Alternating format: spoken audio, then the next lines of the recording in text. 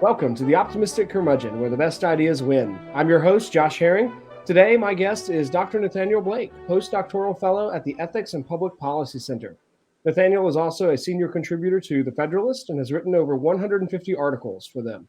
He holds a PhD in political theory from the Catholic University of America, was a Richard Weaver Fellow of ISI, and served as an adjunct professor of American government at Wheeling Jesuit University.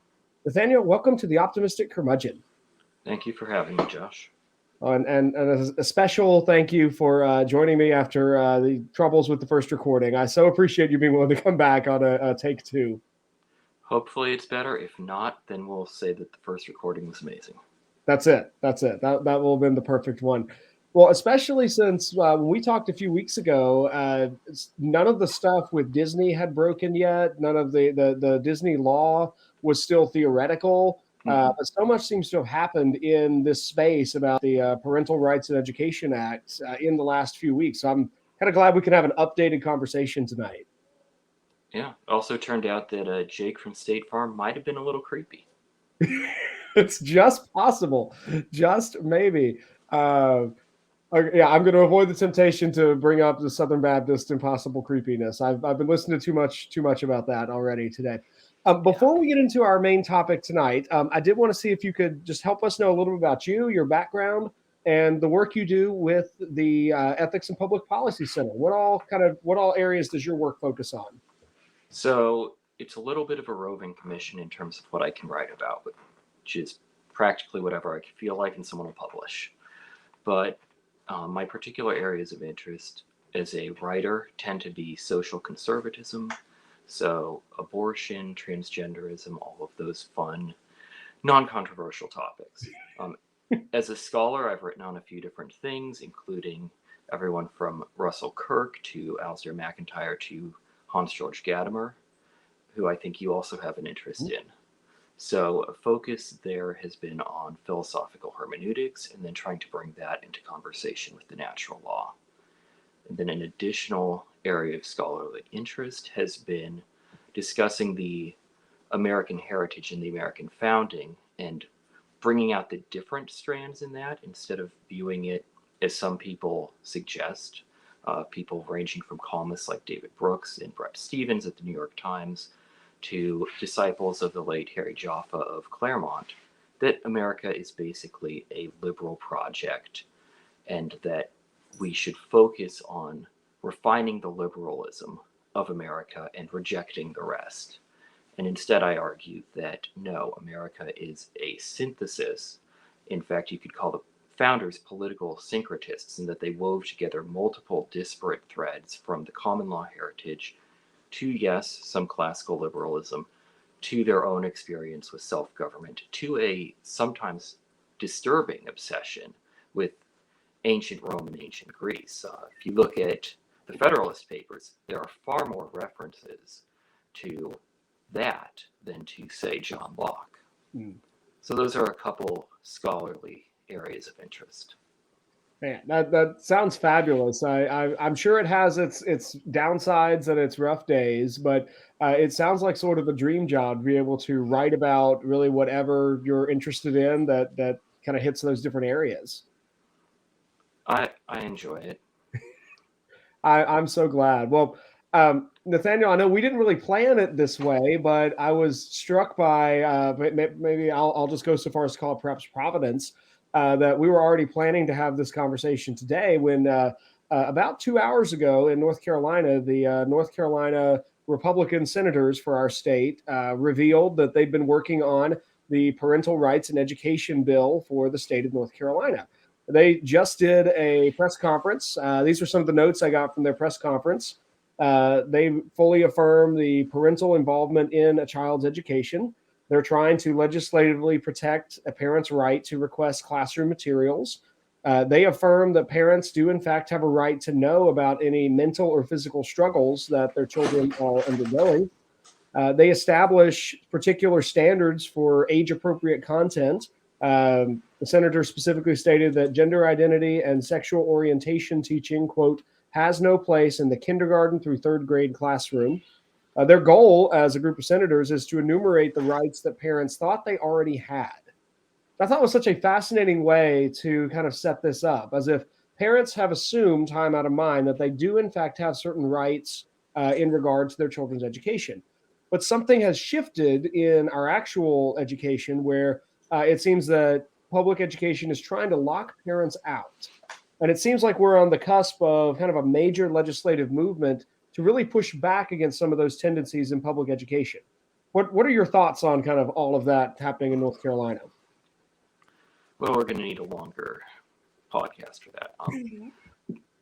But to focus on a couple points quickly. One, I think you're absolutely right that parents have assumed, call it the goodwill and the comradeship of the educational establishment in this country. Most parents have taken for granted that the public schools are more or less on their side, whereas we've seen a shift in that a lot of educators view themselves as having a responsibility to separate children from their parents ideologically, emotionally, if they think those parents are insufficiently woke, insufficiently progressive, however you want to say that. And in particular, that has been focused on issues of LGBTQ and so on identity. I don't know the full acronym at this point. I'm not sure anyone does. So that's where we're really seeing the debate. In Florida, it was labeled a don't say gay bill, even though that's not what it was. And I assume that similar tactics may be tried against this North Carolina bill, although they didn't work in Florida, so maybe they'll have to change it up if they're going to try to oppose it. I think the article that our local news paper ran, WRAL, they cited particularly in the. I wasn't able to find the actual bill text before our podcast today, but the news article at least cited that this bill will require parents to be informed if their children want to access school mental health professionals, and then if children request to be referred to by alternate pronouns. Parents also have to be informed. Both of those two just strike me as like those are things that really shouldn't need to be said, and yet apparently we're in an era where that does in fact need to be said. I wonder if I could pick your brain for just a moment, really, as a father. I remember our previous conversation. You have several kids. What kind of obligation do you feel as a father do you think is right for you to have in regards to their education? Do you feel a particular duty or responsibility to oversee their education and see that it goes in certain directions? Yes. Short answer. Longer answer is the reasons for yes. So first of all, even though my children are young, the oldest is only 2.5, I am already educating them, right? Where do they learn things? Well, from my wife and I, more than anyone else. So then the next point is, should that continue in that vein, or do we simply hand them over to the educational establishment when they reach 4, 5, 6, or whatever?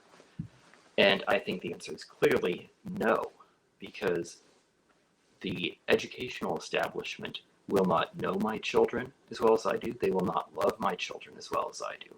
And they will not be invested in my children for the rest of their life the way I will be. So, I think there's an old anecdote about, and I'm going to keep it vague because I don't remember the particulars, but the punchline I do remember. Someone with, teachers union rep or something was arguing how I love all the children, and some Republican official or somebody replied something like, well, what are my kids' names? Right? Someone who's Google, has the time to Google that right now could look that up and get the details, I'm sure. But the point is simple. Who actually knows and loves and cares for the children? It's the parents. And the state, yes, occasionally in sad circumstances, has to intervene where there is significant abuse or neglect. But that is not the norm. The presumption is the parents are the ones who are the most invested in their children's well-being, who care the most, love them the most. And the state is a fail-safe in the event of of unfit parents, or it should be a helper in the event of, in the much more common event of normal parents, or let alone great parents. So if I'm understanding you correctly, then the kind of movements that we're seeing, first in Florida, now spreading as far north as North Carolina, these really are sort of a recovery of a natural sense of the right responsibility of parents, and that kind of a closer, maybe a restoration to a recognition of the state as assisting parents in the task of education, but not the state as the sole source of education and sole authority in what that education constitutes. Yeah, and I think that really it's the latter point that is perhaps especially contested in the Virginia governor's race last year, which was, to many people's surprise, won by Glenn Youngkin. A large part of that was the comments by Terry McAuliffe, the Democratic candidate, that parents really don't need, leave it to the educators. Parents don't need to be involved. They're not the authorities. Let the professionals handle this. Well, one, if you've known education majors, sometimes they're not the brightest people or the best people. There are, some of them are, but we've all, when we were in college, if you were in college, you remember there were some people you didn't think should be teaching children. Or if you just were in school at some point, you had some bad teachers. You had some that were just okay. And then there were those wonderful teachers that many of us have had. But the assumption that, oh, the teachers always know better and the parents shouldn't be involved has raised a lot of hackles, rightly so. And consequently, we're seeing this movement that we're talking about. And again, it comes back to ideological questions. It's not about, oh, what's the best way to teach children mathematics or reading? It's about who gets to teach the kids values and moral truths and questions of who they are. And that's something where even if we accepted that teachers are better at teaching mathematics, which sometimes they are, sometimes they aren't, but should they replace the parents and the communities that the parents are involved in as the teachers of what is moral truth or who you are as a person? And that's what brings us back then to the incendiary part of these bills, which is questions of sexuality and gender identity. I think that's a great point, and it brings us back to I think the reality that there is no such thing as a value neutral proposition, at least certainly not in the realm of education.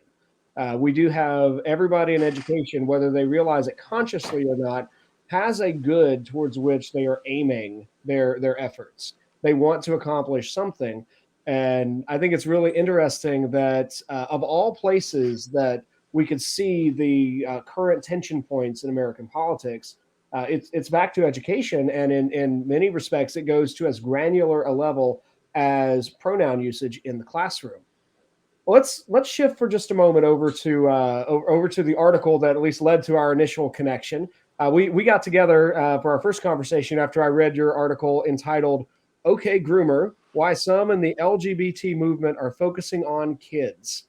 And that article ran in Public Discourse on March 28, 2022. I'm going to drop that link in the comments for any of our current participants if they want to see that.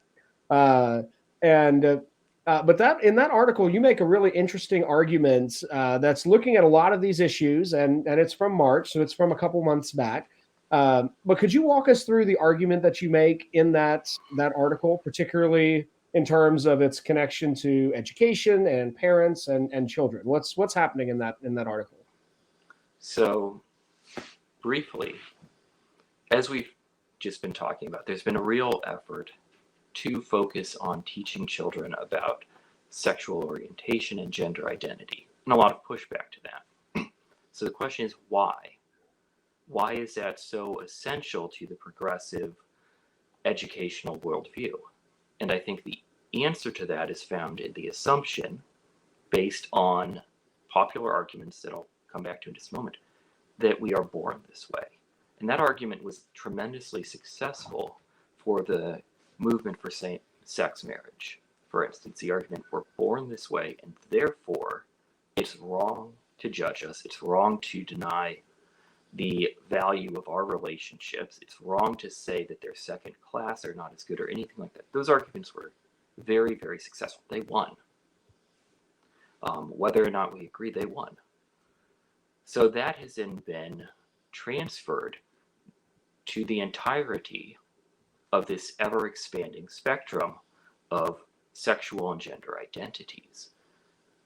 Children are born this way, whether it's, there was a song about it, Lady Gaga, gay or straight or trans or whatever, you're born this way. And there's a problem with that, which is it's not true. But then there's the implication of that, which is children, if they are born this way, need to be affirmed in those identities. They need to be educated about their identities because they are intrinsic, and it is harmful to deny or repress those identities. So parents who do not embrace their children's new transgender or non-binary or whatever else identity are harming their children. They are damaging the children. And therefore the educational establishment should protect the children, possibly social services as well. We're starting to see those fights come into being, which only a few years ago would have been deemed scaremongering, right-wing conservative Christian scare tactics. But now we're actually seeing it debated whether children should be taken away from their parents if their parents do not affirm their gender identity or their sexual orientation. So back to the problem, which is that it's not true. There was 3 years ago now, there was a big study that came out either in Science or Nature, I cannot remember which, but concluding that there is no gay gene. There is no dispositive genetic basis for homosexual orientation. There are genes that seem to play a small role, but the researchers estimated no more than a 25% predictive force, I think, for whether somebody with these, it was not simply one gene, it was multiple genes, but they did not determine whether or not somebody was a man would be attracted to other men or women would be attracted to other women. They maybe gave people a nudge at most. So that should have put to rest the born this way argument, even if you try to throw in other factors such as levels of hormone exposure in utero and so on. The scientific conclusion is now we're not born this way. There may be genetic factors that predispose people a bit more than others towards various sexual or gender identities or orientations. But social factors, psychological factors, environmental factors also play very significant roles. So consequently, the idea that children are being harmed if their parents don't accept these identities is not necessarily true, right? If you want to argue, the LGBT side has been arguing it's all nature. And instead, if it is in fact nurture, suddenly the efforts to affirm and promote and educate about sexual and gender identities don't look positive. They don't look protective. They look predatory. They look, like they might be grooming. Are they? So the question of why is there an explosion in transgender and non-binary identification among young people in the last generation? Well, the born this way answer is it was all repressed. They were always there. They were just repressed. But the actual answer is no, they're being socially conditioned into this. And hence the usage of the term groomer, not necessarily in terms of sexual predation, although that certainly can happen. And there's the fact that if you're talking to children about sex a lot, that certainly breaks down some boundaries that should be there. But I've gone simply through enough trainings to in the education world to know that's in general something that you should not be talking about with students yeah, anyway. That really that crosses the personal professional line in a lot of mhm, harmful ways for students. it does. There is a great subhead to a recent piece by Joy Pullman, who's one of the editors at the Federalist. Wherever I go, somebody is trying to talk dirty to my kids on the government dime. Joy's And got a it, knack for the title and the subtitle. She's very good at yeah, that part. I don't know if she can claim credit for that one or not, but it was her Mhm. article, and it was just felt dead on as to what we're experiencing. But yeah, the question of are children being pushed into these identifications is a very, very much a live one. And my argument is, well, yes, they are, because the other explanations have failed. They're not born this way. So why is there this sudden explosion in transgender identification and non-binary identification? Because they are being pushed there by various social factors that we can talk about or not. But I think that well, I guess that reminds me of two things. First, I know Abigail Schreier makes that argument for those social factors, I mm-hmm, think, very effectively in her book, Irreversible Damage. And she argues that literally thousands of girls who are identifying as transgender boys are they are cultivated or they're brought into that identity and into that conversation through online transgender activists. She makes that mm-hmm, case, I think, very effectively. It also lines up with this may be an odd connection, but I went through a Foucault period of reading just after college. I was determined to read the most convoluted, obtuse thinker I could find. And that was definitely Michel Foucault. And but by the end of his book, it's called The Use of Pleasure, the second volume in the History of Sexuality series. He very effectively shows that there is not a single sexual orientation amongst ancient Greek men, but rather it had everything to do with purpose. Is the purpose closer friendship that goes in this homoerotic direction, or is the purpose procreation? In which case, that's really what marriage is for. And that part of maturing was really, he argues, is about recognizing the importance of those procreative drives as being really important for the transmission of culture and civilization long term, which requires the development of self restraint. Nothing of what he found supported the idea that there was an intrinsic identity, but rather the idea it was something that was kind of taught from an older generation to a younger generation. And that seems to me what you're kind of getting at, that there is a way in which the part of why this become has provoked such outrage, which I think is part of the genius of particularly the Florida bill, and I assume why later bills are keeping the age range the same. Uh, no one really should be talking about this with 7-year olds anyway. But the idea here, like once people are responding to that and feel threatened by the fact that you say, nope, third grade and below, that's the line. Well, all of a sudden it seems as if like, well, we can't bring them into this tradition in a way. It calls into question the very values of the education and the question of what is the education trying to help students become. I think there's a lot to that. I mean, and I don't think it's just Foucault. Practically anybody, I think, who has studied the classical world, both the ancient Greeks and the ancient Romans, would find it very difficult to reconcile that with the modern conception of LGBTQ identities. I'll just call them rainbow identities. That's simpler. There we go. With a nice good metaphor there, which But perhaps maybe points to the way that Christianity works within the Western tradition to really tame and change and define some of the impulses that were present in pagan culture.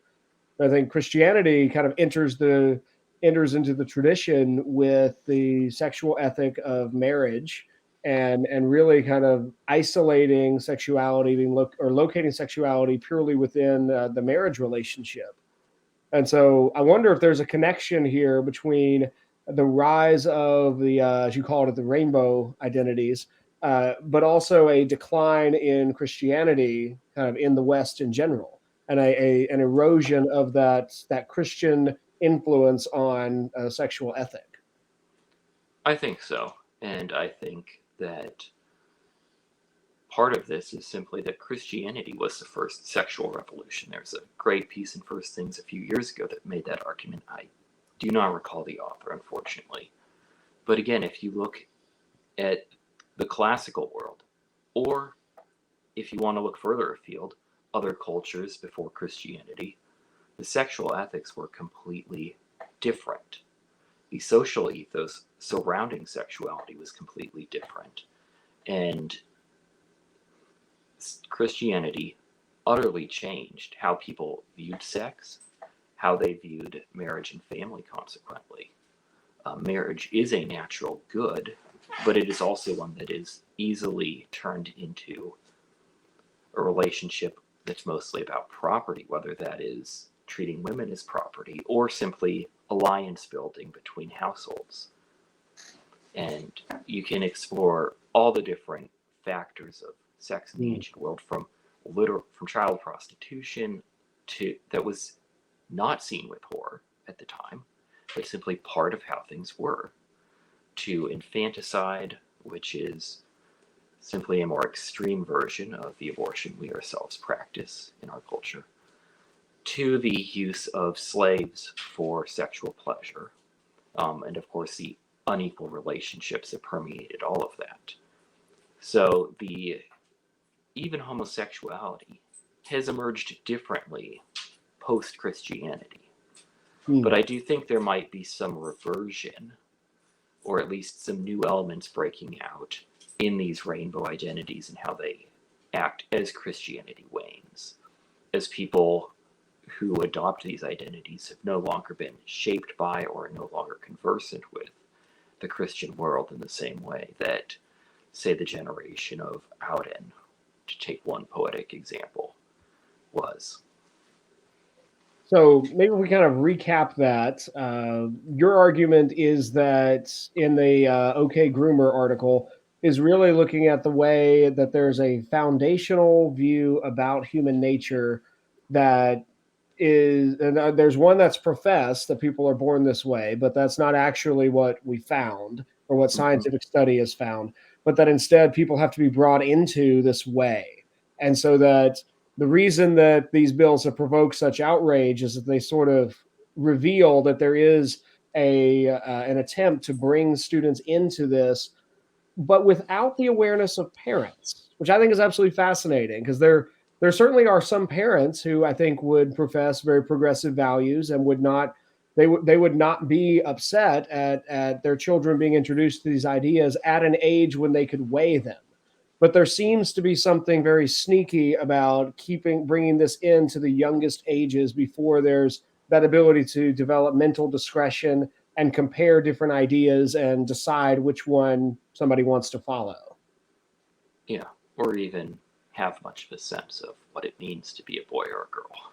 I mean, if we're talking about preschoolers, the understanding's a little fuzzy in a lot of ways.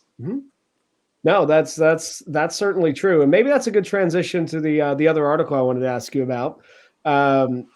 You wrote an article for, I think this one was for the Federalist, how liberalism ruined sex and degraded feminism.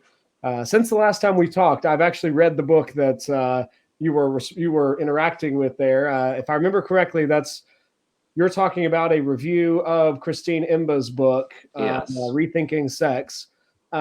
Could you kind of walk us through what's happening between the connections between radical feminism and make sure I get that title right? Yeah, radical feminism kind of ruining sexuality and ruining our understanding of human nature. What's happening there?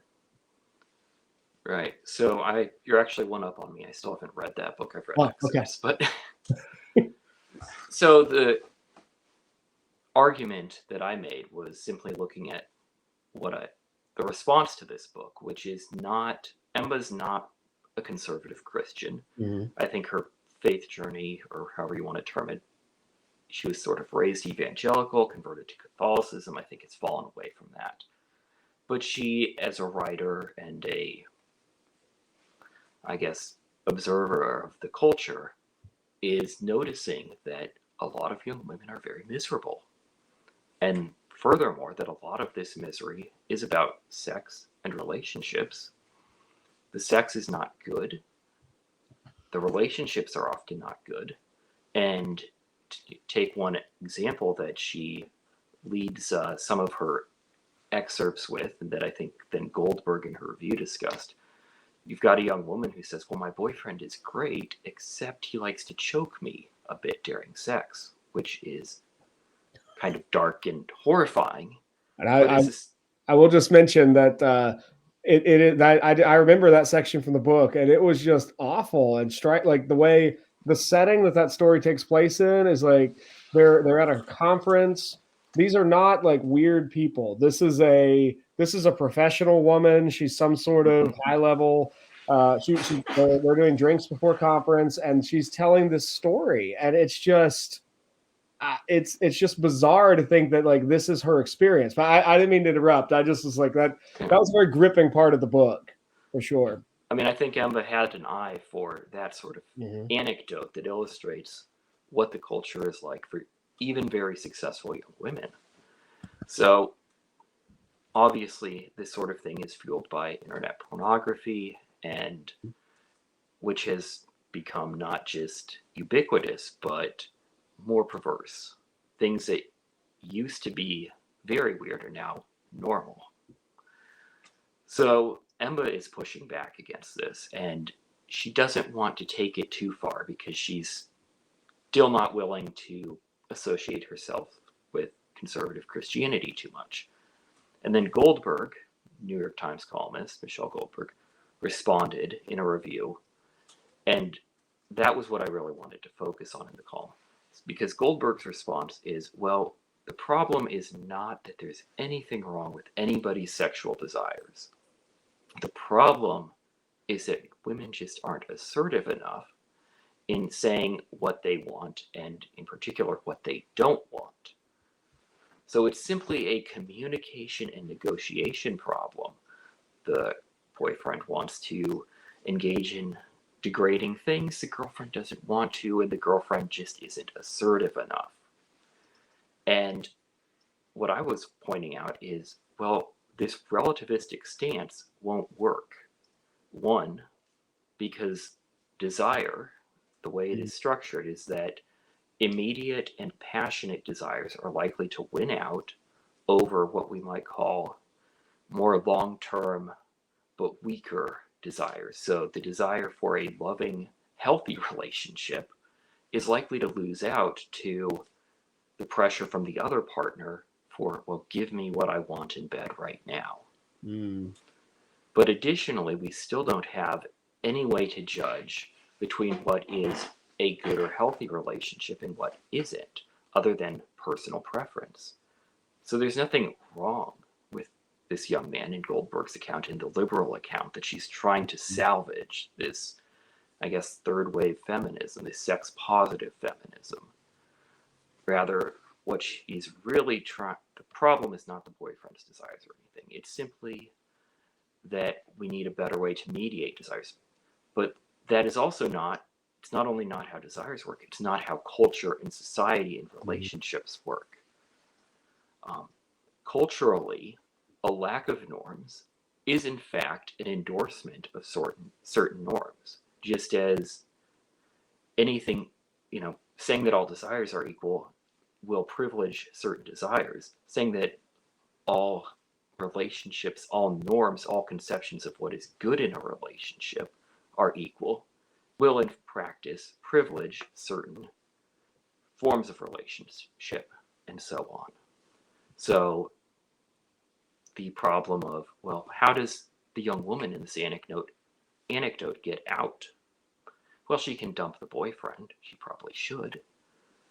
But where does she go to find something better if the whole culture has normalized this? Because that's the immediate demand. Where does she go to find a young man who will treat her well?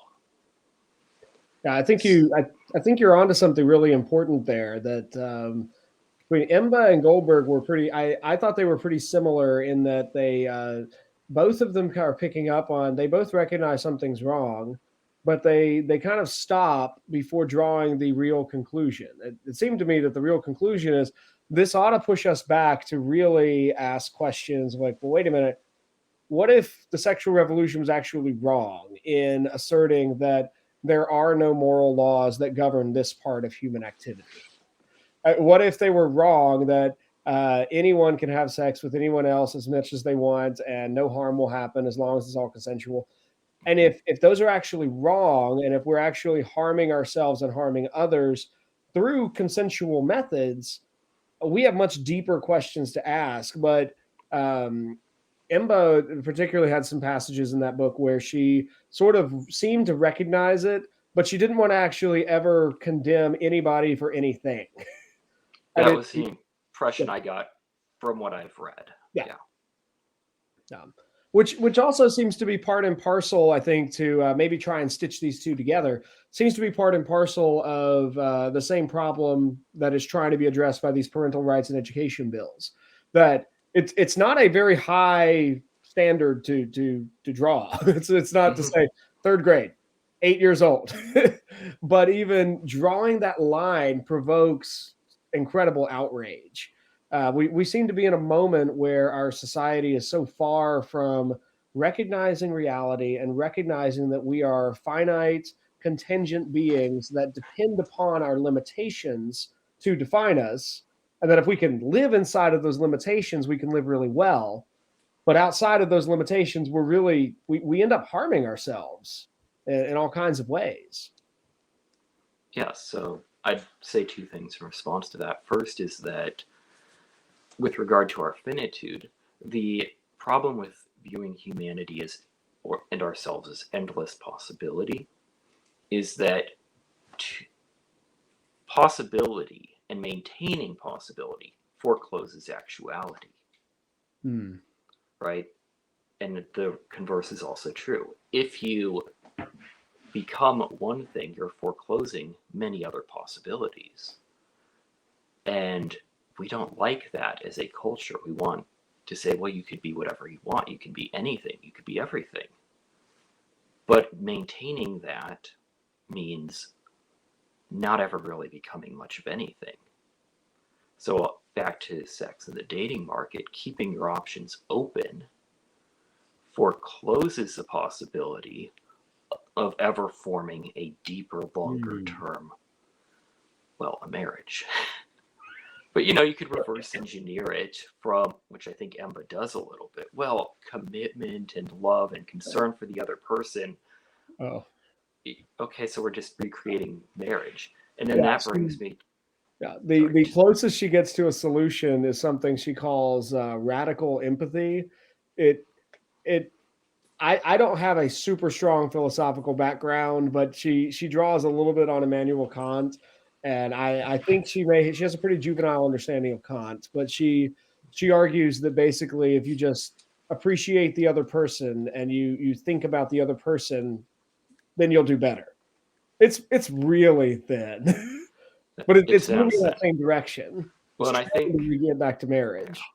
yeah. Well, then I would say, continuing on from that, and then tying it back to questions of identity and education, the culture is afraid to, or maybe we're unable to decide, what do we want to teach children is a normative ideal. What should you want to be in your romantic relationships, in your family relationships? What should you want to be as a man or as a woman? Those are questions that we're either afraid to ask or we can't agree on. But that's where you're seeing this conflict in education arise, is, at least in large part, well, you can't say this because that's heteronormative, cis-normative, patriarchal or whatever. But what if all those things that you're not supposed to say because they fall under those forbidden categories actually direct us towards what is the good life in our time on this earth? Mm, that's a great question, and And probably, honestly, another great transition to what I think is going to be my last question. But that might change. But I think this is my last question.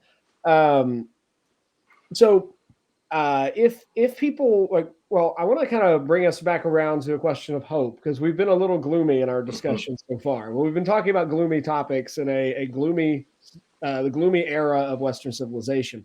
But Dr. Blake, where would you point to as a source of hope for if the West is just possibly recognizing that, in fact, the sexual revolution has caused substantial problems? And if we're starting to recognize those problems, where can we look to find hope for better answers to lead to happier lives? Well, I think, ironically, you might look for hope in misery. In the reason I say that is because the devil will promise you the world, but he wants to give you hell. Mm. He, right?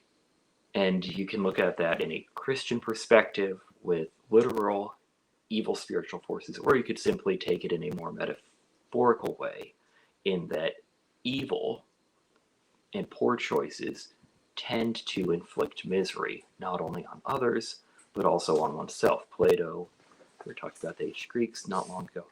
Plato spends a lot of time, especially in the Republic, calculating just how miserable, he cheats a little bit mathematically, but just how miserable the tyrant actually is. A Mm. man who seems like he has it all, but is in fact a slave to his own master passion, who can trust nobody around him, who is just beset by desire and fear and cannot be virtuous or content or happy.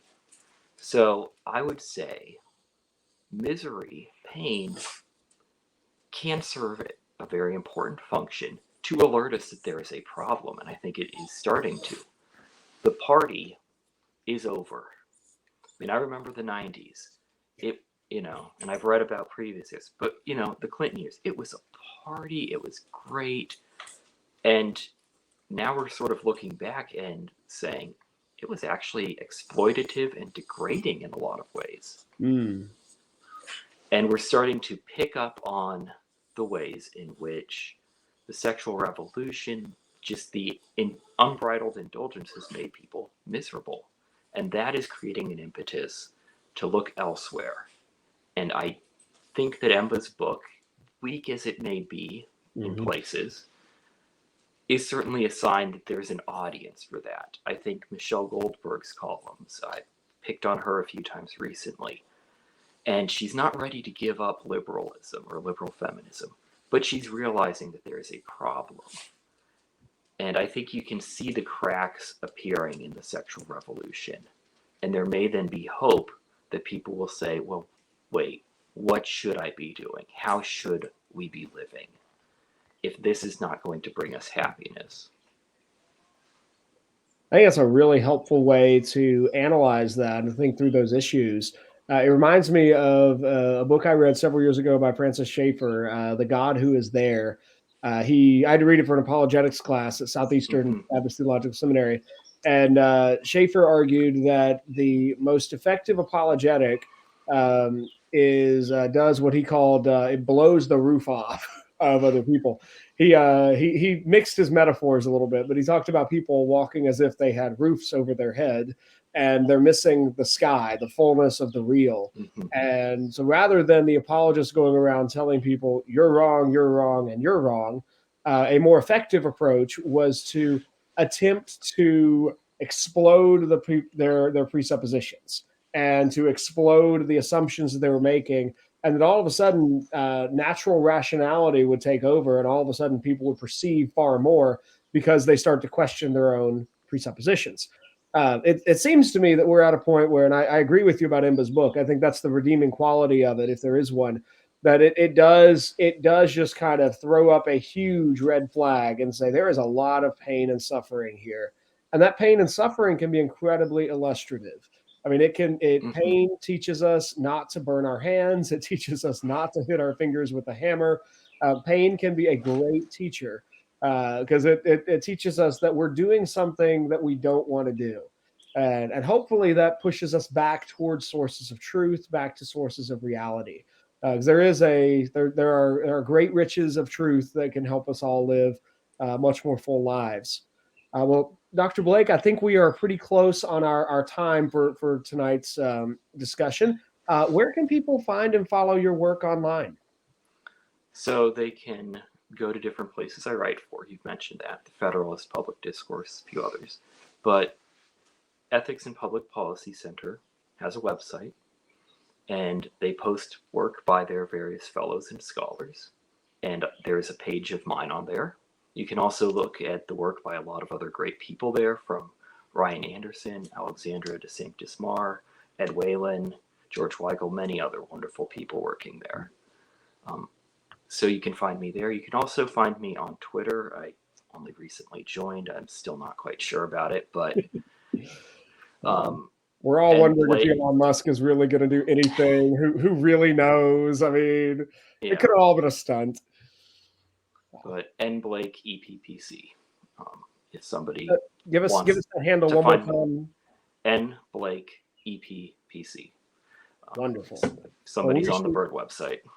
Excellent. I'll be sure to tag you on everything when the episode airs, and hopefully our thriving. I think we've got one watcher on the live stream, and I broke 100 followers last month. I was very excited. So it's hopefully we'll send maybe some of those 100 followers your way for whatever value that has. Well, Dr. Blake, thank you so much for coming on the Optimistic Curmudgeon tonight. This has been a delightful conversation and hopefully of value to our listeners. It's been great to benefit from your insights. All right, well, thank you very much for having me. Thank you, listeners and watchers, for joining us for another episode of the Optimistic Curmudgeon. My guest this episode has been Dr. Nathanael Blake, postdoctoral fellow at the Ethics and Public Policy Center and senior contributor to The Federalist. If you like this episode and or enjoyed this podcast and the live stream, please leave us a 5-star review and share it with your friends. Until next time, seek the good, discover the true, and love the beautiful. You've been listening to another conversation on the Optimistic Curmudgeon. If you like what you've heard today, please leave us a 5-star review on your favorite podcasting platform. If you want to get in touch with us, you can email us at optimisticcurmudgeon2021@gmail.com. You can find us on all major social media sites. I'll list 3. We're on Twitter at OptimisticC3, on Instagram at OptimisticCurmudgeon2021, and Facebook at facebook.com/the-optimistic-curmudgeon. You can find our show notes, guest bios, and all episodes stored on our website, optimisticcurmudgeon.org. Until next time, seek the good, love the true, and pursue the beautiful.